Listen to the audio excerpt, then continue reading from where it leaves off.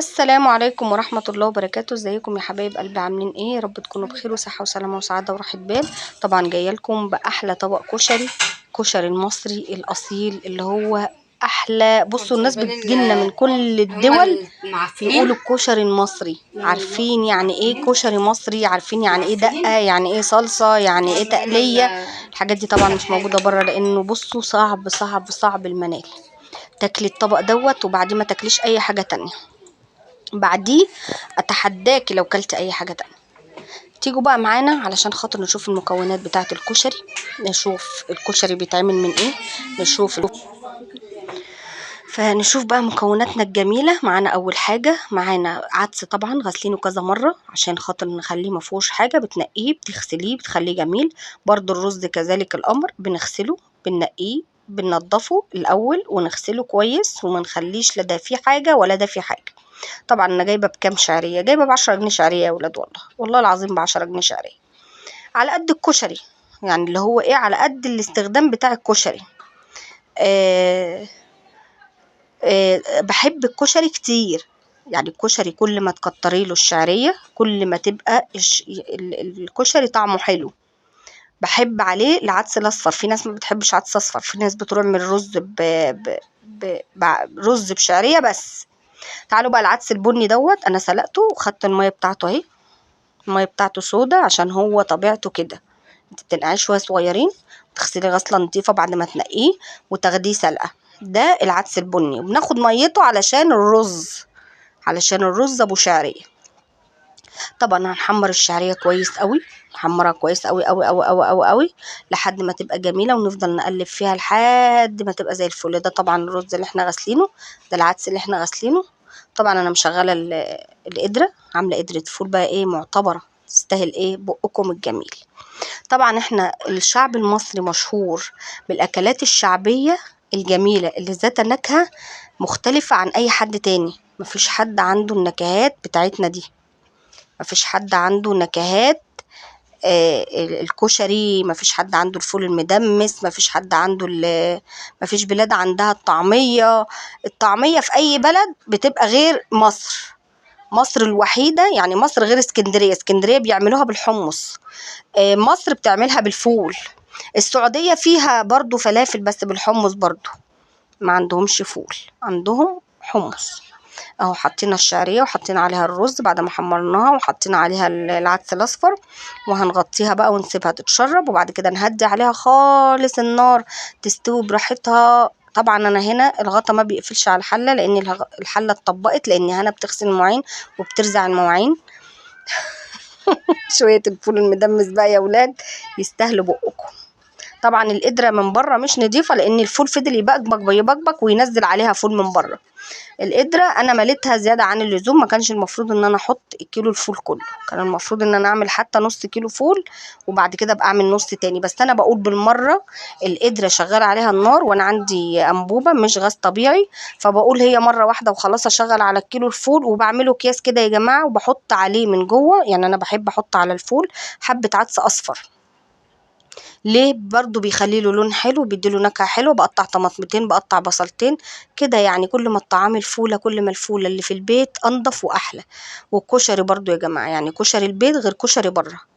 كشري البيت انت عارفه انت صنعاه ازاي، عاملاه ازاي، في ايه، ما فيهوش ايه، نضيف. صلصتك عارفه انت حطاها طماطم متنقيه واحده بواحده، معموله واحده بواحده، كل حاجه انت صنعاها بايديكي. طبعا احلى من حاجات البيت مفيش.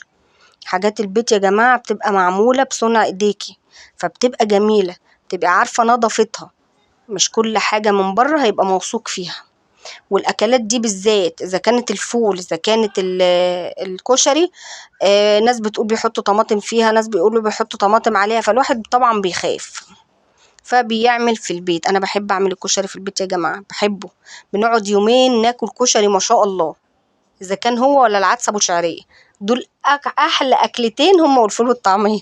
دول احلى اكلات احنا بنحبها ومتعودين عليها، ونعمه وفضل وحمد. يعني بصوا، دي الاكلات دي ممكن نشتاق لها ونقول الواحد نفسه في طبق كشري، الواحد نفسه في سندوتش طعميه، ما يقولش مثلا الواحد نفسه في كباب ولا في كفته. لا لا لا لا لا لا لا لا لا. انا اتمنى ان انا اكل طبق الكشري ده، انا عزيز على قلبي بحبه. طبعا هنا بقطع البصل سلايزات كده زي ما انتوا شايفين. بعد كده ببدره بالدقيق. بعد كده زي ما انتوا شايفين انا هروح اجيب النشا، واحط معلقه نشا هرميه على البصل، وافضل اتبله وادعكه في بعضيه بالنشا بالدقيق. ليه بقى؟ لان النشا بيديله نشفان، يعني النشا بيديله قرمشه، بيديله قرمشه حلوه في الطاسه. وهسخن الطاسه واحط فيها زيت واسخنها كويس، وبعد كده افنطه تفنيطه حلوه كده زي كاني بنخله كده بايدي عشان الدقيق ينزل الزياده، واروح جايه حاطه في الطاسه اهو. بصوا زي ما انتوا شايفين اللي مربوطه في بعضها بتفككيها بايديكي، يعني اللي ماسكه في بعضها بتفككيها بايديكي اهو زي ما انتوا شايفين. حتى لو قطع عريضه بس برضو بتنشف، يعني حتى البصل لو هو قطع عريضه يعني مطاوله بس عريضه مش مشكله، بتنشف برضو في قلب الزيت عشان انت حاطه عليه نشا، بتبقى حلوه برضو مش وحشه اهو زي ما انتوا شايفين اهو يا حبايب قلبي. ما شاء الله نطورت البصل يمين وشمال. طبعا العدس احنا سلقناه وركناه. كل ما بعمل حاجه بعملها وبركنها. هعمل البصل برضو واركنه. ربنا يرحمنا برحمته الواسعه. طبعا اللي عنده نعمه احسن من اللي ما عندوش. والبطن لا بتحمد يا جماعه لا كباب ولا كفته ولا بتحمد جبنه حادقه.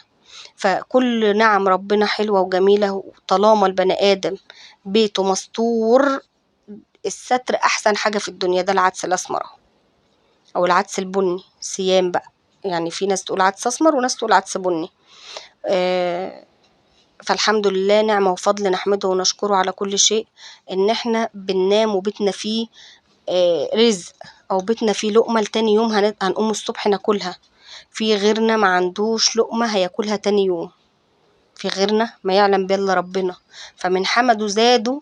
لكن للأسف الشديد اليوتيوب ده أنا شفت فيه مجالات وشفت فيه حاجات إن الناس طماعة طمع، اللي ياخد عايز تاني، واللي ربنا يكرمه عايز تاني، واللي ربنا يرضيه يغول أكتر إنه محتاج تاني، وناس تاخد وكأنها ما خدتش. هنا بقى هقطع بصلاية صغنونة خالص علشان أعمل الصلصة. مش هديها تحميره لان انا بعملش طبيخ، هو المفروض ان انا ما احطش بصل، انا بحبش، بس البصله عيالي بيقولوا لي اعمليها ببصله، اعملي الصلصه ببصله احنا بنحبها كده. اقول لهم الكشري بتاع الصلصه بتاعت الكشري مبقاش ببصله، هم يقولوا لي لا احنا عايزينها كده. فطبعا اربط البتاع مطرح ما يقول صاحبها. فعيالي عايزين كده، طالما عيلي هو اللي عايز حاجه انا بعملها له زي ما هو عايزها. عفوا يا حبيب قلبي. فطبعا سبحان الله سبحان الله سبحان الله، الناس تاخد وما تشبعش. هو في ناس كتير كرشها واسع في اليوتيوب، مش كرشها واسع يعني كرشها كبير، لا كرشها واسع يعني بتاخد وما بتشبعش، وتبين قدام الناس وقدام الداعمين انها محتاجة او انها عايزة. طب انت ليه دايما تقولي انا عايزة، او دايما تقولي انا محتاجة، او دايما تقولي مش عارف ايه؟ هو اللي بيرزقك رب العباد ولا اللي بيرزقك البني ادم اللي قدامك؟ الرزق على رب العباد مش على حد. ورزقكم في السماء وما توعدون. الرزق مش على اي شخص ولا على اي بني ادم، الرزق على الله سبحانه وتعالى مش على حد. فربنا يرزقنا ويرزقكم جميعا يا رب من واسع فضله، اللهم امين. اللهم ارزقني رزقا يتعجب له اهل السماء والارض. اللهم ارزقني وارزقكم جميعا. صلوا على النبي تحت في الكومنتات اللي يجي معايا لحد هنا ويقول لي اللهم صل وسلم وبارك عليك يا حبيبي يا رسول الله. عايزه اقول لكم ان البصل كله مقرمش، حتى لو انت شايفاه شفاف فالشفاف ده برضو مقرمش. هنا بقى دقيت التوم دقه حلوه كده بفلفلايه كانت في الفريزر، قرن شطه كان في الفريزر، ما كانش عندي فلفل اخضر في التلاجة. فدقيت من الفريزر العادي، قلت اهو برضو يبقى على الدقه مديها طعم ونكهه وخلاص. ما كانش عندي صلايه زمان يا ولاد تصدقوا، معرفش كنت بعمل التوم بخرطه، والله العظيم كنت بخرطه يا اما هرسه كده بالسكينه، كنت بحس ان كده اسهل. بس سبحان الله دقت التومه بالمدق اسمها ايه الصلايه دي، بيبقى له طعم تاني ونكهه تانية يا ولاد والله. هنا حطيته في برطمان يا ولاد عشان كنا رايحين النادي، فانا هحط كله في برطمانات، احط الصلصه في برطمانات واحط الدقه في برطمانات، فقلت بالمره انا كده كده هعمله في برطمان بدل ما اعمله في طبق وارجع اكبه في البرطمان، لا اعمله في البرطمان على طول. فرحت حاطاه في البرطمان وغليت ميه سخنه من الكتل، وحطيتها على التومه والفلفلايه، وهحط ملح وفلفل وكمون وبهارات اللي انت عايزاه بقى، حطيه على الدقه زي ما انت عايزه، واحط خل عشان خاطر يبقى جميل، وقطعت ليمون. وهنا الجميله عملت طبق هنا جميل. طبعا انا لسه ما كملتلكوش اصلا سلق المكرونه، انا ما اعرفش الفيديو ده ايه اللي جابه في النص بتاع غرف المكرونه والكشري. هنا هي اللي عملت لنفسها طبق، كانت جايه جعانه وما كانتش فطرت، راحت عامله الطبق ده، قلت لها خلاص صوري، وكنت سايبه لها بقى دقتها هنا عشان مش هتاكل معانا بره.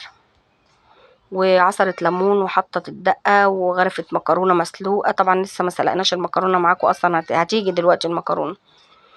وحطت مكرونه وحطت رز بشعريه بعدس وحطت كله على بعضه، وراحت حاطه فوق الدقه والحمص بتاع العدس. طبعا ما عملناش حمص، المفروض نعمل حمص كمان، ما عنديش حمص، ما اشتريتهوش يعني، نسيته اصلا، نسيت ان انا اجيب حمص. هنا بقى احط هنا شويه خل قدامكم اهوت، احط شويه خل حلوين، وهحط بقى شويه ملح حلوين، شويه كمون، ملح وكمون بس، بتهيألي انا هحط ملح وكمون بس. واقفل البرطمان. وما شاء الله الصلصه برضو هعملها في برطمانين، يعني هروق عليهم برضو، بس كنا رايحين النادي عشان ينزلوا البسين يوم الجمعه، فقلنا لا هعمل لكم كشري ولا اعمل لكم ايه، قالوا لا كشري احسن بدل ما نشتري كشري من بره برضو. يعني مثلا انت لو هتجيبي كشري من بره مش هيكفيكي 200 جنيه تاكلي انت وعيالك كشري، لو هتجيبي 5 6 علب 200 جنيه مش هيكفوكي. لكن لما تعملي ما شاء الله حلة الكشري مش هتكلفك المبلغ دوت، وفي نفس الوقت هتكون اقتصادية ليكي، وفي نفس الوقت مش هتاكلي يوم، ده انت ما شاء الله ممكن تاكلي يومين 2، او تاكلي يوم وتاني يوم تسخنوا اللي فاضل مثلا تفطروا بيه الصبح. ما الكشري برضو بيبقى وفير، المكرونة والرز لما بتعمليهم في البيت بيكونوا وفيرين معاكي لتاني يوم، مش بتخلص كلها في يوم واحد. هحط بقى حلة على البوتاجاز واحط فيها مية سخنة، مية تغلي انزل فيها بملح وشوية زيت علشان المكرونة متلزقش في بعضها، وهحط نوعين مكرونة على بعض. ما عنديش مكرونة اللي هي المطاولة دي السباكيتي، حطيت مكرونة اللي هي معوجة دي على الصغنونة خالص. اهم حاجه تحطي نوعين مكرونه وخلاص، اللي عندك الجوده موجوده، ما بنقولش هاتي اجباري، روحي هاتي اشكال والوان. هنا الفول اهوت بيبقبق بيبقبق. هنا اهوت حمرنا بقى البصل اهوت كله على بعضه. هنا استاذ عمر واقف جنبي عمال يقول لي اعملي لي عصير مانجا، عملت له عصير مانجا، والصلصه خلصت والدقه خلصت والعدس خلص، والمكرونه هي اللي فاضله على البوتاجاز. وقطعنا ليمون كمان كده عشان الكشري بيحب ايه تديله عصرة ليمونة كده زي بتاع بره، ما بتاع بره برضو العلب بتاعت السيد حنفي بتيجي فيها عصرة ليمونة. والله يا بنتي يا ام هنا انت تنفعي شيف كشري، اه والله العظيم طبق الكشري ده هوت ينفع تبقي شيف كشري. الله يا ولاد، اي حد من بره مصر عايز ياكل كشري والاكلات المصريه ينزل عند البت ام هنا ده اهي، البت ام هنا ده اهي شاطره في اكلات البيتي. انا بحب اكلات البيتي، بحب الحلويات البيتي جدا، انا عاشقه للحلويات وبحب اعمل حلويات بجميع الاشكال والالوان، اذا كانت تورت، اذا كانت بسبوسه، اذا كانت جلاش، اذا كانت كنافه، اذا كانت كنافه بالمانجا، كريم كراميل، رز بلبن، عاشوره، الحاجات دي كلها انا بعشقها، عشان بعشقها انا بحب اعملها، يعني انا احب اعمل الحاجات دي. عايزه اقول لكم ان التليفون ظالم الطبق الكشري، والله العظيم التليفون كاميرته استغفر الله العظيم يا رب، لو الواحد معاه تليفون يكون الكاميرا بتاعته الزوم بتاعتها حلوة، او معاه كاميرا تصوير، فعلا فعلا فعلا الحاجة بتختلف، هناك اختلاف تام. انا طبعا انا كنت ظلمها وحطيت لها قرن الفلفل الشطة كله في قلب الطبق بتاع الدقة بتاعتها، اهي بتنقي البتاع التقلية. هنا بتموت في حاجة اسمها تقلية، وبتموت في حاجة اسمها كشري. هنا بنتي هنا تموت في الكشري، تموت في الطعمية زي بالظبط، يعني بصوا الحمد لله الحمد لله، يعني هنا زي في حاجات معينة ومش زي في حاجات كتيرة قوي في الطبع، طبعها زي الزفت. وساعات تتأمر على الأكل وتغلبنا. أقول لها يا بنتي البطران هتبقى عيشته قطران، هتقعدي تتبطري تتبطري تتبطري مش هتلاقي. بصي لبتوع غزة، شوفي بتوع غزة قد إيه مش لاقيين اللقمة فعلا. بصوا لهم يا مصريين، بصوا لبتوع البلاد التانية اللي فيها حروب، بصوا شوفوا أطفالهم عاملين إزاي، بصوا شوفوهم مش لاقيين اللضا ولا لاقيين اللقمة. انتوا مش عايزين تحمدوا ربنا ليه؟ احمدوا ربنا على ان ربنا رضاكم من الداعمة دي او من الداعمة دي. من رضي اذا رضيتم بما قسمته لك ارحت قلبك وبدنك. يعني الشيخ الشعراوي بيقول لك اذا رضيتم بما، يعني اللي بيرضى بما قسم له ربنا، ربنا بيرضيه بزيادة. انتوا مش راضيين ليه؟ وبتعافروا وبتتخانقوا على الجنيه وبتتخانقوا وبتقطعوا في بعض، يخرب بيوتكم. ربنا يرضينا ويرضيكم ويعافينا ويعافيكم ويجعل لنا يا رب من كل رزق سلامة ومن كل رزق ومن كل حاجة حلوة، ويرزقنا راحة البال يا رب والسكينة، اللهم امين. اللي وصل معايا لحد هنا يشكرني على تعبي حتى في التصوير ويقول لي كلمة حلوة يرضيني بيها ويصلي على النبي تحت في الكومنتات. والسلام عليكم ورحمة الله وبركاته، وانتظروني في فيديو جديد، وباي باي كشري.